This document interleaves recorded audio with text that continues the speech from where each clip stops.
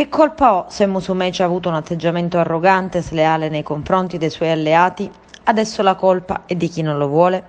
Il leader di Forza Italia, Gianfranco Miccichè, torna a opporre il suo veto sulla ricandidatura del governatore uscente Nello Musumeci. Ma oltre a ribadire che il nome di Musumeci sarebbe divisivo per la coalizione di centrodestra, Miccichè dice di essere pronto a rinunciare alla presidenza dell'ARS, così come chiesto da Fratelli d'Italia. Se la prendano, ribatte il presidente in carica, hanno diritto a chiederla, ma troviamo un motivo per smettere di avvelenare i pozzi del centrodestra, così rischiamo di perdere.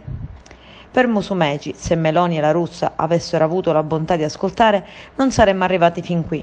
Con i dirigenti siciliani abbiamo ottimi rapporti, ma l'atteggiamento di Roma è stato inspiegabile.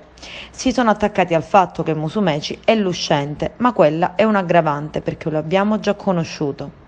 Riferendosi poi al nuovo vertice nazionale del centrodestra, nel corso del quale dovrebbe essere individuato il candidato alla presidenza della regione, Miccichè rilancia ancora una volta il nome dell'ex ministro azzurro Stefania Prestigiacomo. Non c'è dubbio che sarebbe il profilo migliore, ma si riferisce se il nome di Stefania venisse fuori da una riunione con tutti i partiti.